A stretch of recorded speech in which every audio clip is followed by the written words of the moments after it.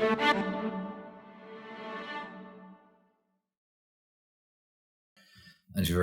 you're very welcome to the Clare Champion newsroom's digital update on how the general election is going in Clare. This is Peter O'Connell, and I'm joined by Danaher, Fiona McGarry and Owen Ryan to give their take on how things stand 8 days before the February 8th election. On that day, the Clare public will get their chance to decide which of the 15 candidates will represent this county in Dublin. Dan, as ever, every election brings poster controversies. There's been a few moving posters in there. Yeah, I suppose a bit of mystery of how Cahill's posters appeared in Doonbeg. A number of his posters were taken and mysteriously appeared there in the Long Village. Now, Cahill is insisting that he did not authorise or have any involvement in the erection of these posters. Rita McInerney, for her part, obviously Doonbeg is her own backyard, and she is saying that she isn't really interested in the whole issue about posters and wants to talk about the real issues. But I suppose posters are an interesting feature, I suppose, of any general election, in spite of the increase in the growth of social media. Obviously, the bigger parties still believe it's important to have posters. Bit of artwork visible as well, Fiona, some of the posters. Small bit of artwork. I suppose you'll have this, and very often it's pure vandalism. I did see a couple of posters out the Gort Road in Ennis, which had, I suppose, a few additions added to them in a very creative way. I think there was other graffiti around the area at the same time. Other people have mentioned that certain candidates, there was cable ties put in where the candidates' eyes were. Probably wasn't the most flattering depiction of certain candidates, which will have that. And I suppose posters, especially the ones that are at ground level. And you know, the big posters, I've noticed a lot of these in East Clare when I was driving out there during the week, but some of the posters at ground level, they're kind of the easiest targets, but they're also the most visible. So I suppose for the candidates, when they're putting them up, positioning is very important. I think it's interesting that Dan mentioned the fact that some candidates are not using posters, but despite that, yeah, the poster warfare, I think, is still going on. And the race to get them down, of course, after the election is another thing we always look at with a lot of interest. It probably too is an indication as well the imbalance that I think is there, particularly for independents that don't have a huge money behind them. Like the big elections do favour bigger parties, whether we like it or not. They have huge sums of money at their disposal. And but as well, they get funding from the state, dependent on the previous election performance, which makes it even harder for a new party to emerge. That's a big point. I mean, like it's impossible to escape any of the Fianna Fáil or Fine Gael posters, no matter what parts of the county you drive in, Cahill Crowe or Timmy or Rita or Pat Breen and Joe Carey. So for an independent just has to fund posters themselves. There is an inequity there. What I think, if we want to be serious about a democracy, it's something that needs to be addressed. But there is a big problem with how politics is funded, like because of there's been so much corruption in Ireland, absolutely industrial levels of corruption. Politics, the idea was to stop corporate donations or to limit them, and that there would be funding given from the state, but that locks out new entrants. I would have done an interview with Desi O'Malley a couple of years ago, and he said the PDs couldn't happen again. Whatever you think of the PDs, they provided a voice for some level of people, but he said it couldn't be done now because of regulations around funding. And it's an issue all over the world, though, that business has, like you see it in America, where Wall Street has so much influence. The funding of politics is a big problem. The likes of Aintree, though, for example, it's very difficult for them. We'll say as a new party, we don't have a candidate in Clare, but they didn't feature in the Leaders' Debate on RT. They didn't feature in the Leaders' Debate on Virgin Media 1. I think at one stage, Father Tobin was going to the courts to try and get access to the RTE programme. So you have a lot of difficulties for the smaller parties. And new entrants, I think. Yeah. You have an awful lot of people here that people are looking for change, but yes, it's very, very hard to have change, really, because the whole system is, as I see it, is set up against new parties. And it was set up by the establishment parties. The system was created by the establishment parties. Oh, it is, and whether you like it or not, it largely favours them. Of course. And I don't hear many people actually calling for change in that fundamental change. What I think needs to be done, maybe it's a matter for another day, but it's certainly something that needs to be looked at. I find it interesting this week, though, the amount of people who I hear are saying that they're voting for Sinn Féin or considering giving Sinn Féin a preference because of that, because they want to change and they feel there won't be one otherwise. It's not. I don't know. I don't think that a lot of them wouldn't even consider Sinn Féin in the past. They might have problems with the IRA and various issues, but they're just very frustrated with the duopoly we have. And just here in Clare, then, do you think Did Violet and Wynne join the election a bit too late to make a serious impact, or will those national figures help her out? That's a big question. I don't think, to be fair to Violet, and I don't think Sinn Féin have been fair to her in that, given that they're a political party and that they're in this for a long time, they would have known that any candidate, Violet or Noreen Moore, should have been in the field much earlier. And effectively, she's entering the race with one hand tied behind her back, in my view. No, I could be proved wrong, and she could surprise everyone. But I do think that, given the fact that if they really wanted to make a serious impact in Clare, she should have been in the race, and she should have been appointed much earlier. Fiona, on a slightly different note, the closer we get to February 8th, 3 candidates running for Fine Gael, 3 running for Fianna Fáil. How does that dynamic work the closer we get? I mean, it's all well and good to say in advance of an election, we'll work closely together. But I think it's going to be very interesting, Peter. We've seen, I mean, the guys have been outlining it there in terms of the posters, a little bit of infighting. I mean, there is tension clearly between at least 2 of the 3 Fianna Fáil candidates. I think at the early stages they said there'd be no vote management pact, but I think Rita had a post on Facebook. She talked about not canvassing East Clare, and then she made an allusion that maybe the same respect hadn't been given to her. Now, I'm not sure, she didn't really want to clarify it when she was contacted by the Clare Champion. There is tension, certainly. I think particularly because some people have come out and said they've tipped Cathal to potentially top the poll. I mean, he goes into the race on the back of almost 6,000 extra votes kind of in the southeast Clare area, which are a huge boost for him. So I think the tensions are boiling over to some extent there. Between the 3 Fine Gael candidates, I think it's incredibly interesting. They've said they haven't got a territorial vote management. Well, they'd say the natural geography will determine their vote management strategy. I think, in the final weeks of the campaign, there will be internal party polls, there'll be other opinion polls, and they might, as happened in 2016 with the Clare Champion poll, because that's very widely credited for a last minute change in the Fine Gael vote management strategy, which got 2 TDs over the line after taking, was it 25% of the vote, whereas Fianna Fáil with 30% could only get 1 candidate across the line. So I think in the last week, Peter, it's probably all to play for, and I suppose people will be tempted to tear up whatever pact or gentle persons or gentlemen's agreement that had been in place. People do in the last week get tempted, I suppose, to when they feel maybe their seat is in danger or their chances are in jeopardy. We'll see what might happen. Owen, we've heard in detail from 14 of the 15 candidates. We've yet to hear from Conor O'Brien of Rainua. Yeah, I have a feeling he mightn't be elected at all the way he's going. I think there was a debate at Clare Vim, and they couldn't. They hadn't managed to get him on it. It's very strange. We have contacted Rainua on several occasions as well, and haven't heard anything back. So. Yeah, it's very, very strange. The Brexit situation, Dan, obviously coming to a conclusion today as far as the UK is concerned. Will that help Fine Gael, do you think? Will it put the focus back on something that they feel that they're on quite strong ground in? On paper it should, but the feeling I get from talking to people, it won't, because I think there's a certain Brexit fatigue out there, and there's also a Brexit complacency that people kind of feel now because it's done. But in my view, and I'm certainly not a Brexit expert, it's only starting. And I suppose because it's been such a long drawn out affair, I think people just want to park it.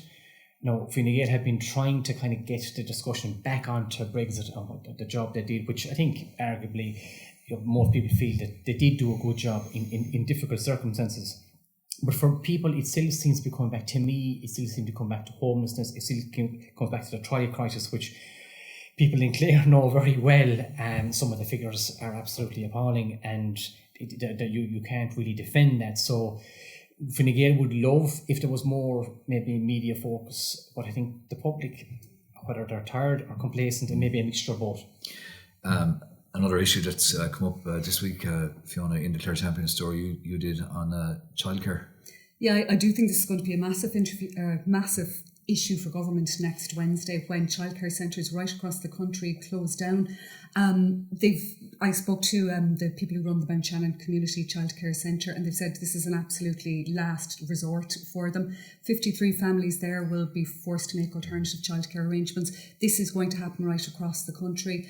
The Children's Minister, Catherine Zappone, yesterday came out and said that if childcare providers close down on Wednesday next that they wouldn't receive funding for that day from the government. Now, she's subsequently had to do a U-turn. According to today's papers, she's had to reverse that decision. And people felt that, people were very shocked, I think, yesterday morning, Peter, when they heard Catherine Zappone say this, and they felt that there was a real strong-arm tactic being taken by the government on childcare providers, who we know are absolutely essential to the functioning of society. What also will happen next Wednesday, if the strike goes ahead, lots of people who use the childcare centre, they won't actually be able to go to work. So last week I spoke with the vet, I spoke with the teacher who depend on the childcare service in Mount Shannon. Their cases are replicated all across the country, and they've said, well, they can't go to work, public servants will be impacted, and so they're hoping that this will really put the issue front and centre for the government. Another issue, Owen, that has come to prevalence this week, a very powerful statement from Father Derek Fitzgerald in Clockley spoke to Jessica Quinn in relation to issues in Ennis as regards drugs and mental health services. Yeah. What was your take on that? Well, I mean, the drug problem, I think it's much more serious than it would have been, say, at the time of the 2011 election. It hasn't really become a political issue, has it? I don't think people are voting on it. No, there is a kind of a social crisis that's kind of gone under the radar a little bit. There was an awful lot of crime linked to drugs, but I think all parties and society in general is kind of happy to tolerate the drug problem when it's confined to poor areas, and you see it in. I mean, it's a very uncomfortable thing for government to talk about, isn't it? It is, of course, yeah. But it's all parties, I think, have failed in this. I think society in general is kind of complicit in this. Like I remember writing some articles about it before, and I was struck by how many families were affected really badly by the drug problem. And at the same time, we put 5 cents or something on cans of Coke, but I don't know, we tacitly accept this huge drug problem, which has gotten worse in recent years. You've heard so much about obesity and sugar taxes and so on, but drug problem, even when you have children getting murdered and children delivering drugs and things like this, like that 17-year-old boy out of the country. But somehow or another, it's not going to be an issue in the general election or anything. Yeah, it hasn't formed part of any of it hasn't been to the forefront of any of the manifestos that have come out from the political parties. Well, everyone says drugs are bad. That's about and nobody will disagree, but we're not promised any action, really. No, we won't get any. I think we'll go on like this for another 5 or 10 years. Just looking at the leaders' debate, Dan, last night, 7 of them together again. Any winners, any losers? I think the general consensus that there wasn't any really winners. I mean, there was a lot of, particularly at the start, I didn't see all of it, but there was a lot of shouting, and I think Ivan Yates was making the point that a lot of the promises that he seems to have a source there from the Department of Finance, which is certainly questioning a lot of the figures. And I suppose it's very hard, for the public to take a lot of the promises at face value, because generally they're just forgotten about afterwards.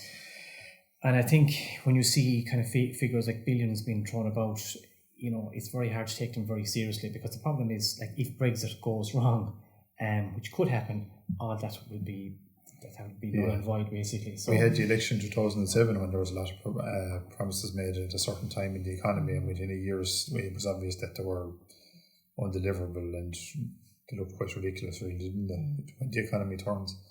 Yeah, I think Fine Gael have said that. Leo Varadkar was pushed on it today and said that if there is a serious impact from Brexit, that a lot of those promises will have to be revisited. But he has been accused of watching politics. In fairness, isn't he just telling the truth in that? Like, I mean, if anyone says otherwise that promises are set in stone, absolutely. But I suppose Fine Gael, above any of the other parties, have been they've been accused of promising an awful lot, and remains to be seen, even in the event of an easy Brexit, for us, whether or not they'll be able to deliver. But it's a big question for voters as well. A lot of people that I talk to, they genuinely don't know who to vote for, which again is probably an indictment on the parties and the candidates. But the big issue, I suppose, is going to be the formation of the next government. Fine Gael and Fianna Fáil are saying they're not going to go in with Sinn Féin, so like that throws up various different questions. Will Fianna Fáil get enough to go in with the Green Party and Labour and others? And if not, are you going to have Fianna Fáil and Fine Gael in a conference supply? Is there an appetite in Fine Gael for that? I don't really detect it, but obviously that a lot will be detected on the numbers. But I think for people who actually want to sit down on February the 8th, a lot of people will vote for somebody who has done them what they would call a good turn in kind of local level, which is fair enough from their own perspective. For people who kind of take a more national view, if they sit down and say, right, what is going to be the best for me in terms of parties, it's very, very hard at present, because you don't have, like in previous elections, you had Fine Gael that came out and had a pact with Labour. So there was a kind of a more clear view in terms of alternatives. But at the minute, it's difficult for people to see what is the genuine alternative, because it looks as if that either Fianna Fáil or Fine Gael are going to be, leading. And at this time, if you were a betting man, you would say Fianna Fáil. And some people claim, rightly or wrongly, that there's very little difference between Fianna Fáil and Fine Gael. So is it going to be more of the same? Now that might be a very cynical view, but that's what a view has been expressed. That's a fair point. There is very, very little difference between Fianna Fáil and Fine Gael. Yeah. I don't think it's particularly cynical to say that. Well, we're coming up to the centenary of the Civil War. It'll be very interesting to see what positions the two parties take there. Yeah, if they are in government together again, you'll have, and then were to go at the full course, you'd have 9 years of essentially Fianna Fáil, Fine Gael government. I know Fianna Fáil didn't have any ministries of that, but they upheld the government. They did with confidence.